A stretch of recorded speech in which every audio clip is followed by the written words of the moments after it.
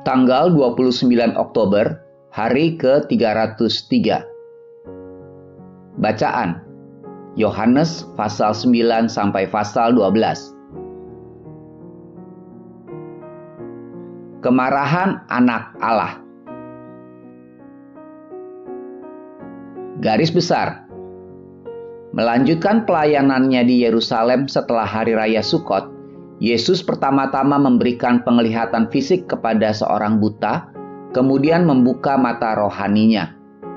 Hal ini membuat terjadinya diskusi dengan orang-orang Yahudi tentang orang buta yang menuntun orang buta, dan pentingnya seorang gembala yang membimbing dan menjaga domba-dombanya.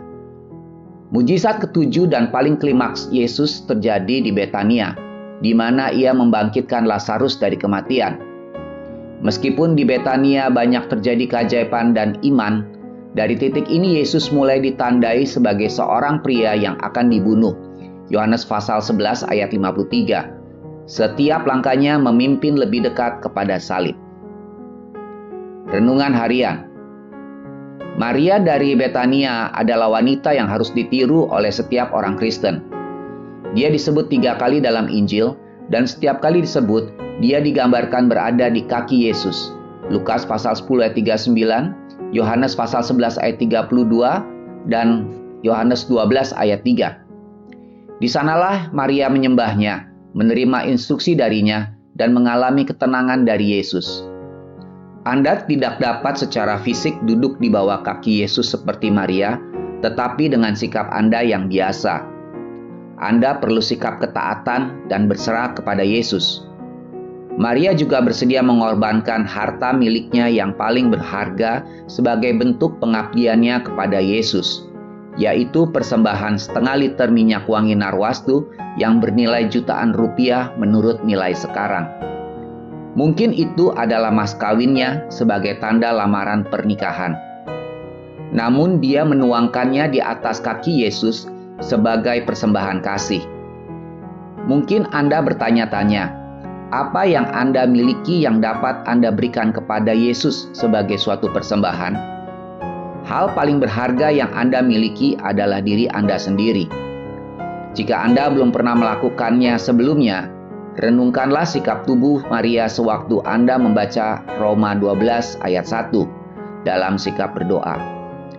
Berikanlah diri Anda sebagai persembahan kepada Yesus sekarang. Kita harus memberikan tidak hanya apa yang kita miliki, tetapi juga keberadaan kita.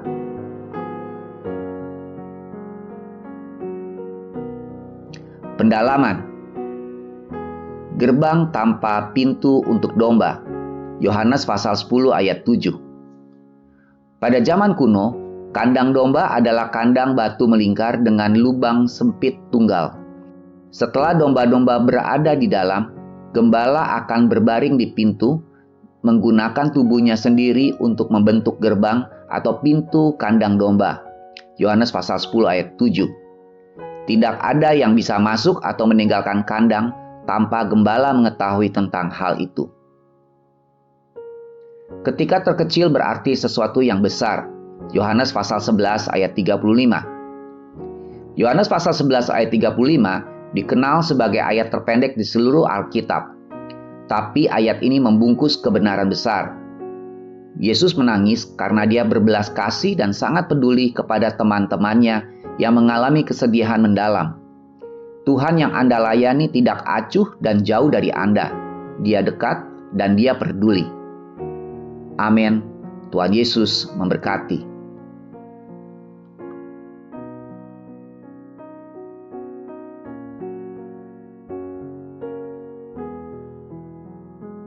Yohanes pasal 9. Orang yang buta sejak lahirnya. Waktu Yesus sedang lewat, ia melihat seorang yang buta sejak lahirnya. Murid-muridnya bertanya kepadanya, "Rabi, siapakah yang berbuat dosa? Orang ini sendiri atau orang tuanya, sehingga ia dilahirkan buta?" Jawab Yesus, "Bukan dia dan bukan juga orang tuanya, tetapi karena pekerjaan-pekerjaan Allah harus dinyatakan di dalam dia. Kita harus mengerjakan pekerjaan Dia yang mengutus aku. Selama masih siang, Akan datang malam di mana tidak ada seorang pun yang dapat bekerja. Selama aku di dalam dunia, akulah terang dunia." Setelah ia mengatakan semuanya itu, ia meludah ke tanah dan mengaduk ludahnya itu dengan tanah, lalu mengoleskannya pada mata orang buta tadi dan berkata kepadanya, "Pergilah, basuhlah dirimu dalam kolam Siloam." Siloam artinya yang diutus. Maka pergilah orang itu. Ia membasuh dirinya, lalu kembali dengan matanya sudah melek. Tetapi tetangga-tetangganya dan mereka yang dahulu mengenalnya sebagai pengemis berkata, "Bukankah dia ini yang selalu mengemis?" Ada yang berkata, "Benar, dialah ini." Ada pula yang berkata, "Bukan, tetapi ia serupa dengan dia." Orang itu sendiri berkata, "Benar, akulah itu." Kata mereka kepadanya, "Bagaimana matamu menjadi melek?" Jawabnya, "Orang yang disebut Yesus itu mengaduk tanah, mengoleskannya pada mataku dan berkata kepadaku, 'Pergilah ke Siloam dan basuhlah dirimu.' Lalu aku pergi dan setelah aku membasuh diriku, aku dapat melihat." Lalu mereka berkata kepadanya, "Di manakah dia?" Jawabnya, "Aku tidak tahu." Lalu mereka membawa orang yang tadinya buta itu kepada orang-orang Farisi. Adapun hari waktu Yesus mengaduk tanah dan memelekkan mata orang itu adalah hari Sabat. Karena itu orang-orang Farisi pun bertanya kepadanya, "Bagaimana matanya menjadi melek?" Jawabnya, "Ia mengoleskan adukan tanah pada mataku, lalu aku membasuh diriku dan sekarang aku dapat melihat." Maka kata sebagian orang-orang Farisi itu, "Orang ini tidak datang dari Allah, sebab ia tidak memelihara hari Sabat." Sebagian pula berkata, "Bagaimanakah seorang berdosa dapat membuat mukjizat yang demikian?" Maka timbullah pertentangan di antara mereka. Lalu kata mereka pula kepada orang buta itu, "Dan engkau apakah katamu tentang dia? Karena ia telah memelekkan matamu." Jawabnya, "Ia adalah seorang nabi." Tetapi orang-orang Yahudi itu tidak percaya bahwa tadinya ia buta dan baru dapat melihat lagi, sampai mereka memanggil orang tuanya dan bertanya kepada mereka, "Inikah anakmu yang kamu katakan bahwa ia lahir buta? Kalau begitu bagaimanakah ia sekarang dapat melihat?" Jawab orang tua itu, "Yang kami tahu ialah bahwa dia ini anak kami dan bahwa ia lahir buta. Tetapi bagaimana ia sekarang dapat melihat kami tidak tahu. Dan siapa yang memelekkan matanya, kami tidak tahu juga. Tanyakanlah kepadanya sendiri. Ia sudah dewasa. Ia dapat berkata-kata untuk dirinya sendiri." Orang tuanya berkata demikian karena mereka takut kepada orang-orang Yahudi. Sebab orang-orang Yahudi itu telah sepakat bahwa setiap orang yang mengaku dia sebagai Mesias akan dikucilkan. Itulah sebabnya maka orang tuanya berkata, "Ia telah dewasa, tanyakanlah kepadanya sendiri." Lalu mereka memanggil sekali lagi orang yang tadinya buta itu dan berkata kepadanya, "Katakanlah kebenaran di hadapan Allah. Kami tahu bahwa orang itu orang berdosa." Jawabnya, "Apakah orang itu orang berdosa aku tidak tahu. Tetapi satu hal aku tahu, yaitu bahwa aku tadinya buta dan sekarang dapat melihat." Kata mereka kepadanya, "Apakah yang diperbuatnya padamu? Bagaimana ia memelekkan matamu?" Jawabnya, "Telah kukatakan kepadamu dan kamu tidak mendengarkannya. Mengapa kamu hendak mendengarkannya lagi? Barangkali kamu mau menjadi muridnya juga." Sambil mengejek mereka berkata kepadanya, "Engkau murid orang itu, tetapi kami murid-murid Musa. Kami tahu bahwa Allah telah berfirman kepada Musa, tetapi tentang dia itu kami tidak tahu dari mana ia datang." Jawab orang itu kepada mereka, "Aneh juga bahwa kamu tidak tahu dari mana ia datang, sedangkan ia telah memelekkan mataku. Kita tahu bahwa Allah tidak mendengarkan orang-orang berdosa, melainkan orang-orang yang saleh dan yang melakukan kehendaknya. Dari dahulu sampai sekarang tidak pernah terdengar bahwa ada orang yang memelekkan mata orang yang lahir buta. Jikalau orang itu tidak datang dari Allah, ia tidak dapat berbuat apa-apa." Jawab mereka, "Engkau ini lahir sama sekali dalam dosa, dan engkau hendak mengajar kami." Lalu mereka mengusir dia keluar. Yesus mendengar bahwa ia telah diusir keluar oleh mereka. Kemudian ia bertemu dengan dia dan berkata, "Percayakah engkau kepada Anak Manusia?" Jawabnya, "Siapakah dia Tuhan, supaya aku percaya kepadanya?" Kata Yesus kepadanya, "Engkau bukan saja melihat dia, tetapi dia yang sedang berkata-kata dengan engkau, dialah itu." Katanya, "Aku percaya Tuhan." Lalu ia sujud menyembahnya.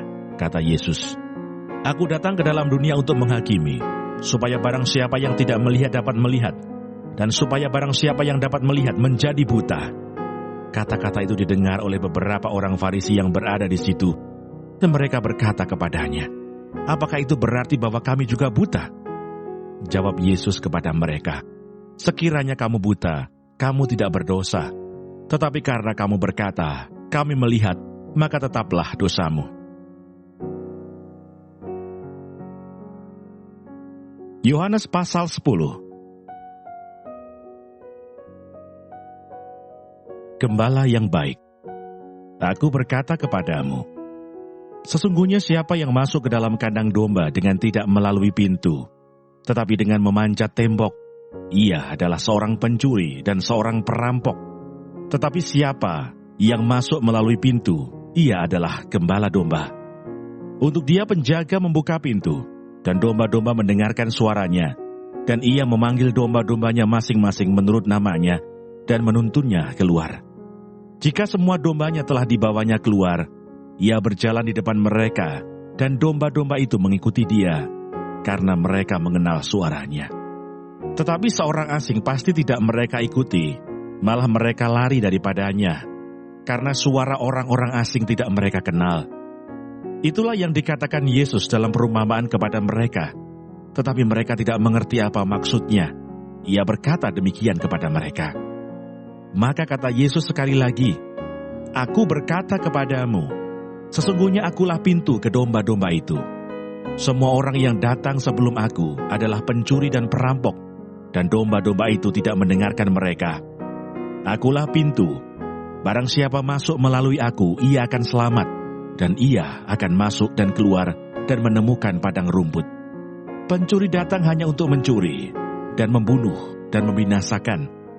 Aku datang supaya mereka mempunyai hidup dan mempunyainya dalam segala kelimpahan. Akulah gembala yang baik. Gembala yang baik memberikan nyawanya bagi domba-dombanya. Sedangkan seorang upahan yang bukan gembala dan yang bukan pemilik domba-domba itu sendiri, ketika melihat serigala datang, meninggalkan domba-domba itu lalu lari, sehingga serigala itu menerkam dan mencerai-beraikan domba-domba itu. Ia lari karena ia seorang upahan dan tidak memperhatikan domba-domba itu. Akulah gembala yang baik, dan aku mengenal domba-dombaku, dan domba-dombaku mengenal aku, sama seperti Bapa mengenal aku, dan aku mengenal Bapa, dan aku memberikan nyawaku bagi domba-dombaku. Ada lagi padaku domba-domba lain yang bukan dari kandang ini. Domba-domba itu harus kutuntun juga, dan mereka akan mendengarkan suaraku, dan mereka akan menjadi satu kawanan dengan satu gembala. Bapa mengasihi aku oleh karena aku memberikan nyawaku untuk menerimanya kembali. Tidak seorang pun mengambilnya daripadaku, melainkan aku memberikannya menurut kehendakku sendiri. Aku berkuasa memberikannya dan berkuasa mengambilnya kembali. Inilah tugas yang kuterima dari Bapakku. Maka timbullah pula pertentangan di antara orang-orang Yahudi karena perkataan itu. Banyak di antara mereka berkata, "Ia kerasukan setan dan gila. Mengapa kamu mendengarkan dia?" Yang lain berkata, "Itu bukan perkataan orang yang kerasukan setan. Dapatkah setan memelekkan mata orang-orang buta?" Yesus ditolak oleh orang Yahudi. Tidak lama kemudian tibalah hari raya pentahbisan Bait Allah di Yerusalem. Ketika itu musim dingin, dan Yesus berjalan-jalan di Bait Allah, di Serambi Salomo. Maka orang-orang Yahudi mengelilingi dia dan berkata kepadanya, "Berapa lama lagi engkau membiarkan kami hidup dalam kebimbangan? Jikalau engkau Mesias, katakanlah terus terang kepada kami."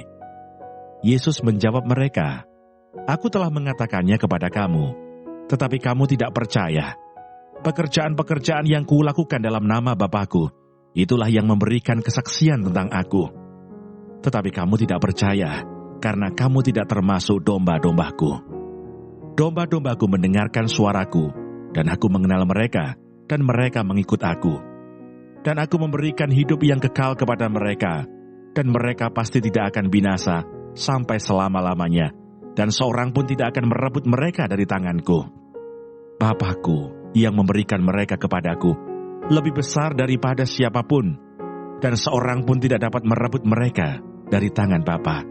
Aku dan Bapa adalah satu." Sekali lagi orang-orang Yahudi mengambil batu untuk melempari Yesus. Kata Yesus kepada mereka, "Banyak pekerjaan baik yang berasal dari Bapa-Ku yang kuperlihatkan kepadamu. Pekerjaan manakah di antaranya yang menyebabkan kamu mau melempari aku?" Jawab orang-orang Yahudi itu, "Bukan karena suatu pekerjaan baik, maka kami mau melempari engkau, melainkan karena engkau menghujat Allah, dan karena engkau, sekalipun hanya seorang manusia saja, menyamakan dirimu dengan Allah." Kata Yesus kepada mereka, "Tidakkah ada tertulis dalam kitab Taurat kamu, Aku telah berfirman, kamu adalah Allah?" Jikalau mereka kepada siapa firman itu disampaikan disebut Allah, sedang kitab suci tidak dapat dibatalkan, masihkah kamu berkata kepada Dia yang dikuduskan oleh Bapa dan yang telah diutusnya ke dalam dunia, engkau menghujat Allah, karena Aku telah berkata, Aku anak Allah? Jikalau aku tidak melakukan pekerjaan-pekerjaan Bapa-Ku, janganlah percaya kepadaku. Tetapi jikalau aku melakukannya, dan kamu tidak mau percaya kepadaku, percayalah akan pekerjaan-pekerjaan itu, supaya kamu boleh mengetahui dan mengerti bahwa Bapa di dalam aku, dan aku di dalam Bapa. Sekali lagi mereka mencoba menangkap Dia, tetapi Ia luput dari tangan mereka. Yesus di seberang sungai Yordan.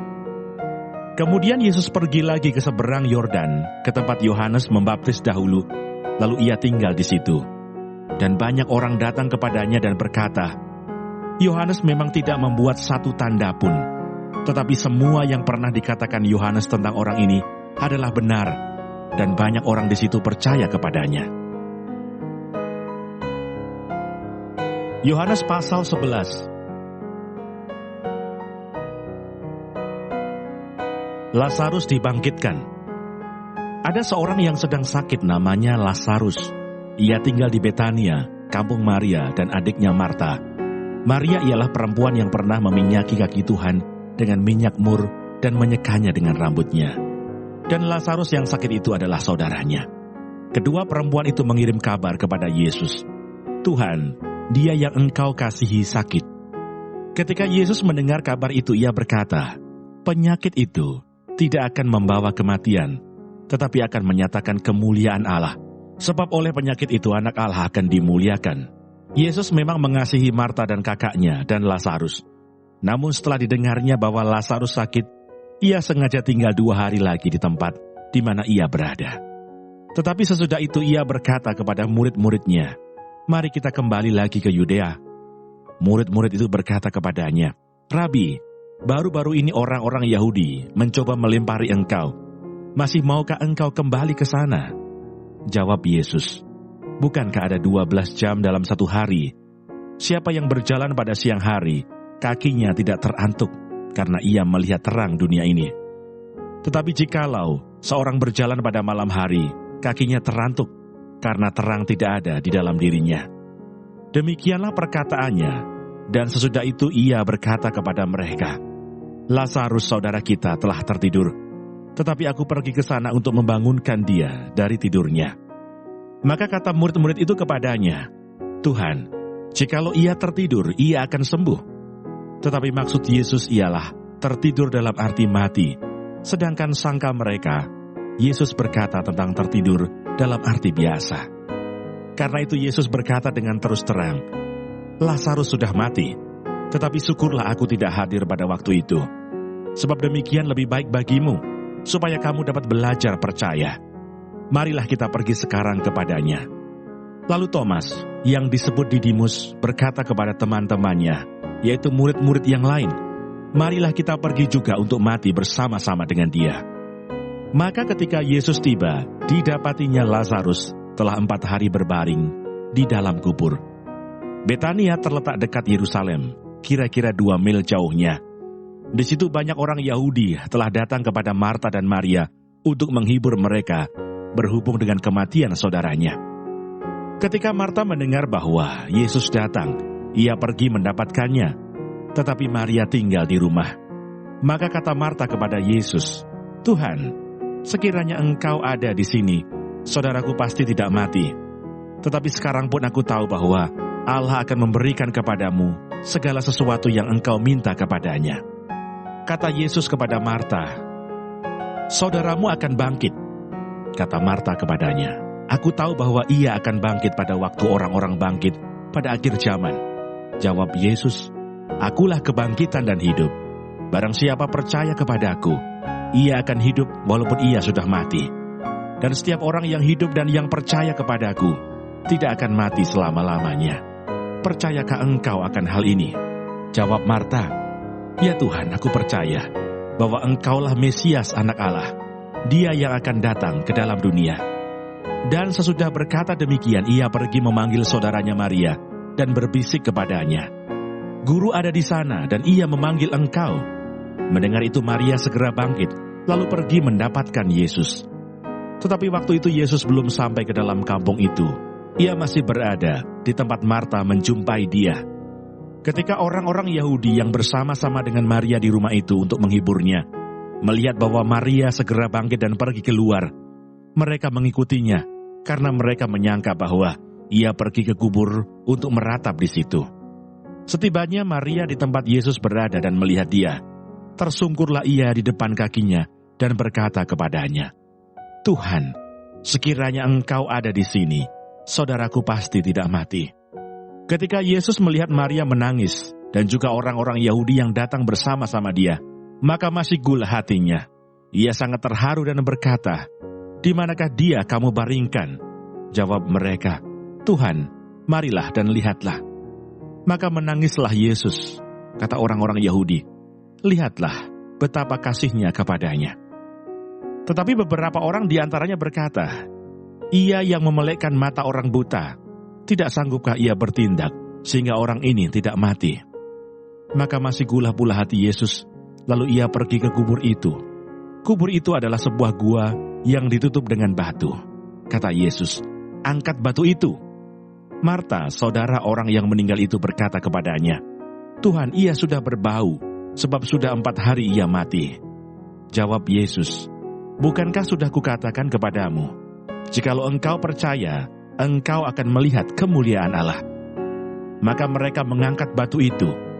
Lalu Yesus menengadah ke atas dan berkata, "Bapa, aku mengucap syukur kepadamu, karena engkau telah mendengarkan aku. Aku tahu bahwa engkau selalu mendengarkan aku. Tetapi oleh karena orang banyak yang berdiri di sini mengelilingi aku mengatakannya supaya mereka percaya bahwa engkaulah yang telah mengutus aku." Dan sesudah berkata demikian, berserulah ia dengan suara keras, "Lazarus, marilah keluar." Orang yang telah mati itu datang keluar. Kaki dan tangannya masih terikat dengan kain kapan, dan mukanya tertutup dengan kain peluh. Kata Yesus kepada mereka, "Bukalah kain-kain itu dan biarkan ia pergi." Persepakatan untuk membunuh Yesus. Banyak di antara orang-orang Yahudi yang datang melawat Maria dan yang menyaksikan sendiri apa yang telah dibuat Yesus percaya kepadanya. Tetapi ada yang pergi kepada orang-orang Farisi dan menceritakan kepada mereka apa yang telah dibuat Yesus itu.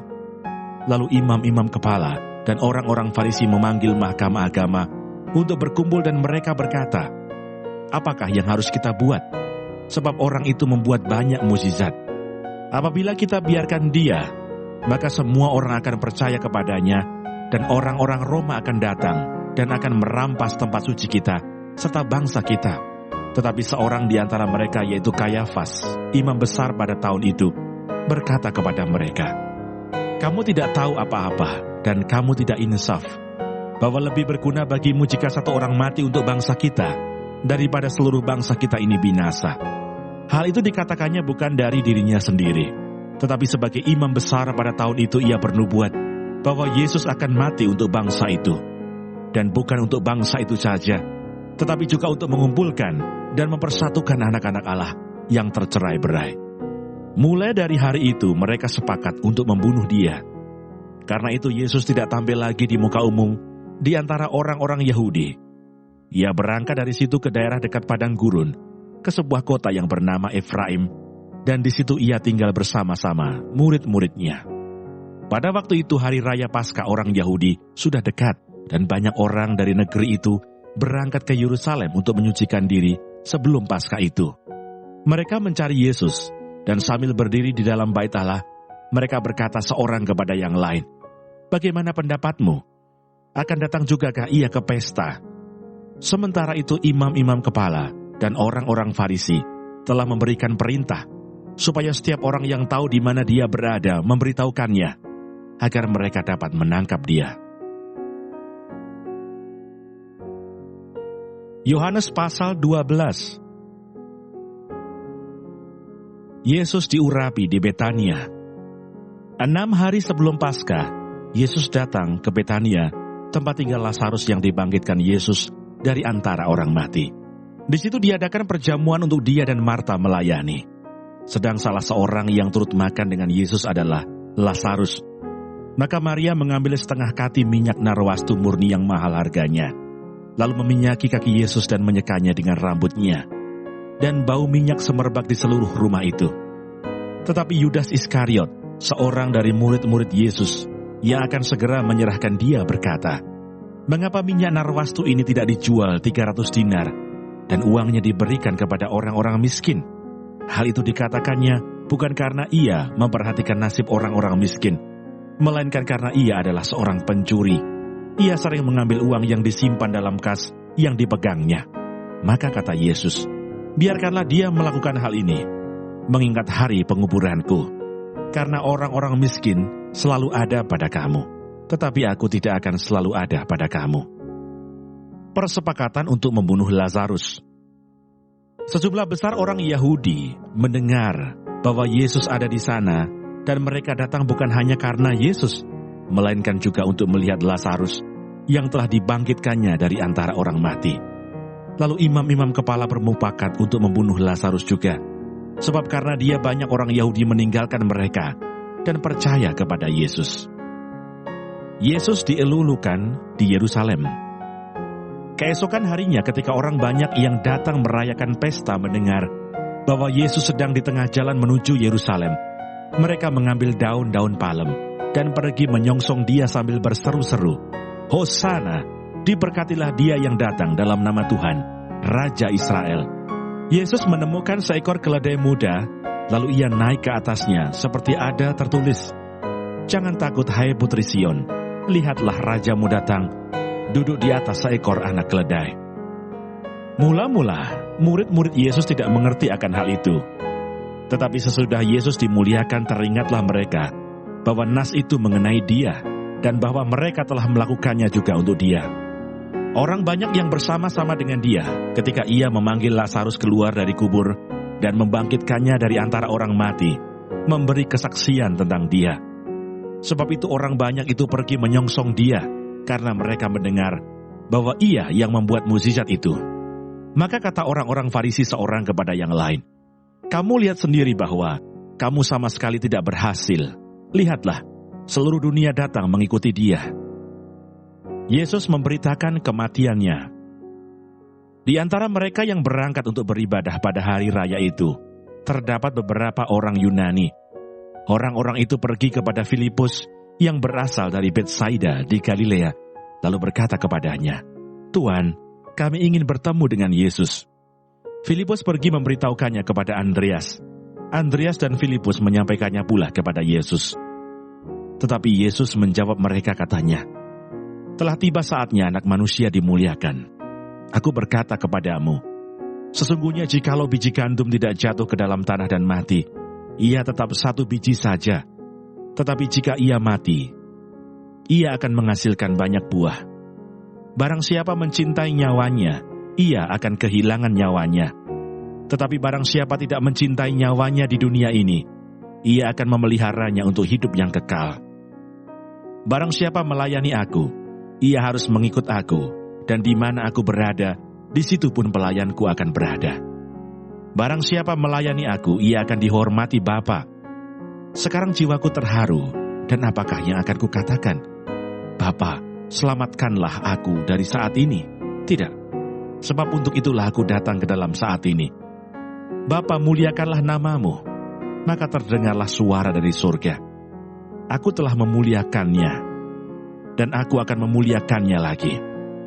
Orang banyak yang berdiri di situ dan mendengarnya berkata bahwa itu bunyi guntur. Ada pula yang berkata, seorang malaikat telah berbicara dengan dia. Jawab Yesus, "Suara itu telah terdengar bukan oleh karena aku, melainkan oleh karena kamu." Sekarang berlangsung penghakiman atas dunia ini. Sekarang juga penguasa dunia ini akan dilemparkan keluar. Dan aku, apabila aku ditinggikan dari bumi, aku akan menarik semua orang datang kepadaku. Ini dikatakannya untuk menyatakan bagaimana caranya ia akan mati. Lalu jawab orang banyak itu, "Kami telah mendengar dari hukum Taurat bahwa Mesias tetap hidup selama-lamanya. Bagaimana mungkin engkau mengatakan bahwa anak manusia harus ditinggikan? Siapakah anak manusia itu?" Kata Yesus kepada mereka, "Hanya sedikit waktu lagi terang ada di antara kamu.